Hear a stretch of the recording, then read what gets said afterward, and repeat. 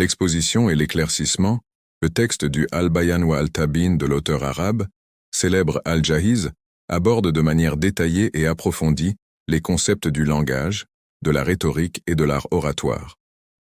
Dans la première partie de son œuvre, Al-Jahiz met l'accent sur l'importance du bayan, l'expression claire et éloquente, comme un outil fondamental pour l'expression des idées et des sentiments. Il le décrit comme une caractéristique humaine unique qui distingue l'homme des autres créatures.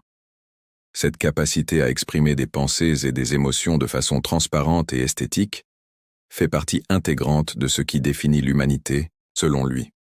À travers son œuvre, il montre que la maîtrise du bayan nécessite non seulement la clarté du langage, mais aussi l'harmonie entre les mots et les significations qu'il véhicule. Al-Jahiz commence par explorer diverses formes d'expression, telles que l'éloquence, la poésie et la prose. Il les analyse non seulement pour leurs qualités esthétiques, mais aussi pour leurs défauts. Par exemple, il discute des excès de prolixité, des hésitations verbales et des défauts de prononciation comme la litga, le bégaiement. L'auteur fournit des exemples tirés des discours des orateurs et des sages, tout en mêlant rigueur et ironie dans son analyse. Ce mélange entre sérieux et satire est un trait distinctif de son style, reflétant sa compréhension profonde et son regard critique sur les discours de son époque. Le premier volume du Al-Bayan wa al-Tabyin pose les bases de la théorie rhétorique dans la culture arabe. Al-Jahiz définit le bayan et la balaga, l'éloquence, tout en détaillant leurs qualités et leurs défauts à travers une analyse qui combine théorie et pratique. À l'aide d'exemples tirés des discours et des poèmes, il illustre l'importance de choisir les mots justes pour convaincre et toucher l'auditoire. L'auteur met en lumière le rôle des orateurs et des poètes dans l'histoire arabe, citant des figures emblématiques comme Iyas ibn Muawiyah, Al-Hassan ibn Sal et Shabib ibn Shayba. Ces personnages ont marqué l'art de la parole par leur maîtrise de la langue et de la rhétorique, qu'Al-Jahiz considère comme des modèles à suivre. L'un des éléments centraux dans la réflexion d'Al-Jahiz est la relation entre la qualité de la parole et la condition physique de l'orateur. Selon lui, certains défauts physiques peuvent nuire à la clarté du discours. Par exemple, il pointe l'effet négatif de la fafa, la répétition involontaire de sons, ou de la litga sur l'impact d'un discours. Il fait aussi un lien entre la beauté de l'expression et la perfection de l'art oratoire, arguant que les grands orateurs et poètes avaient non seulement un talent inné, mais également une discipline acquise au fil du temps. Al-Jahiz définit le bayan comme étant la capacité à transmettre des significations avec clarté et beauté, s'appuyant sur 5 éléments essentiels: le mot, la signification, l'ordre, l'intention et la situation. Pour lui, un discours réussi combine une structure soignée, une intention claire et une capacité à séduire et persuader. L'éloquence, quant à elle, se distingue de la simple éloquence en ce qu'elle consiste à choisir les mots adéquats en fonction du contexte et de l'auditoire.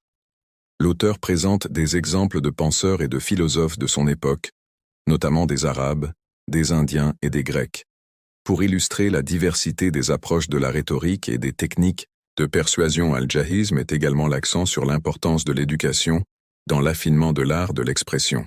Il soutient que parfois le silence peut être plus puissant que la parole. Un discours équilibré doit naviguer entre concision et développement sans tomber dans l'excès. Un orateur ou un écrivain habile doit être capable de rendre l'idée aussi claire qu'elle est belle, en respectant les nuances du discours et en évitant le verbiage inutile. Dans la seconde partie de l'ouvrage, Al-Jahiz approfondit son analyse des arts du discours et de la rhétorique, abordant des sujets variés comme la place de la langue dans l'expression, l'importance de la clarté dans la parole et le rôle de la langue dans la persuasion.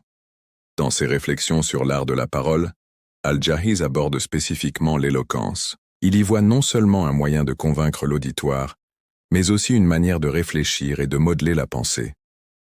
Il cite plusieurs exemples de discours historiques, en particulier ceux des orateurs de la période pré-islamique et islamique. Ces exemples illustrent l'impact de l'art oratoire sur les masses et l'importance de l'éloquence dans la propagation des idées et des valeurs sociales.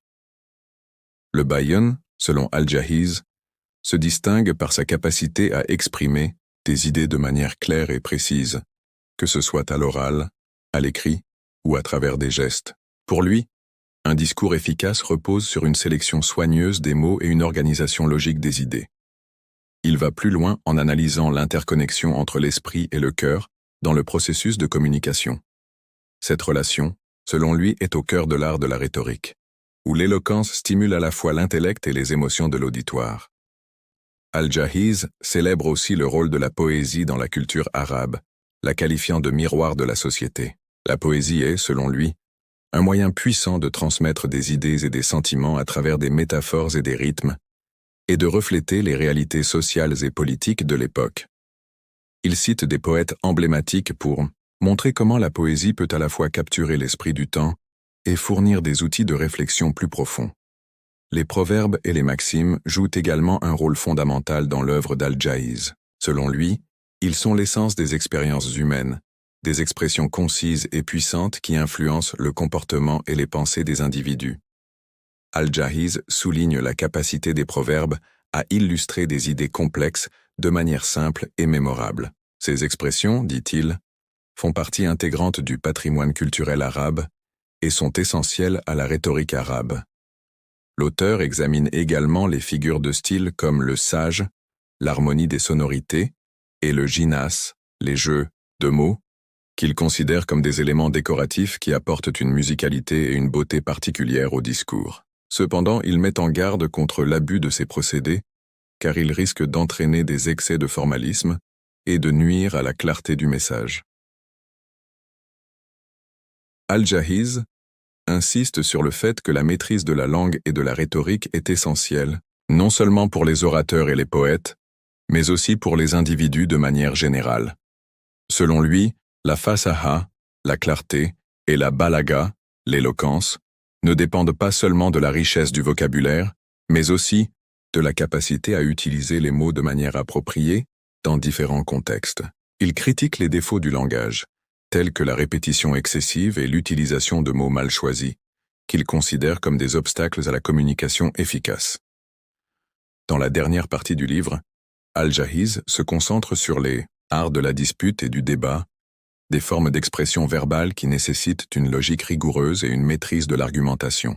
Il souligne que l'objectif d'une dispute n'est pas de remporter la victoire, mais de parvenir à la vérité, ce qui exige une grande capacité à identifier et à réfuter les contradictions dans les arguments adverses.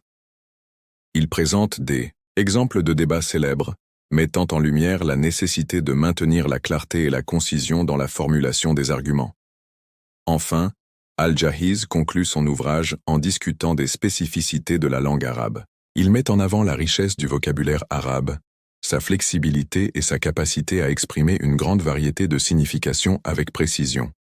Pour Al-Jahiz, la beauté de la langue arabe réside dans sa capacité à adapter les mots à leur signification, et cette maîtrise du langage nécessite une pratique continue et une réflexion profonde sur les textes. En résumé, le Al-Bayan wa Al-Tabyin de Al-Jahiz est une œuvre magistrale qui explore les multiples dimensions de l'expression orale et écrite et qui offre une réflexion profonde sur la nature de la rhétorique et de la communication dans la culture arabe. Ce livre est non seulement une analyse technique du discours, mais aussi une exploration de la manière dont le langage peut façonner les idées, influencer les émotions et structurer la pensée humaine. N'oubliez pas de liker, commenter et vous abonner pour plus de résumés d'œuvres majeures, Al-Jahiz, littérature arabe, art rhétorique, bayan, culture arabe.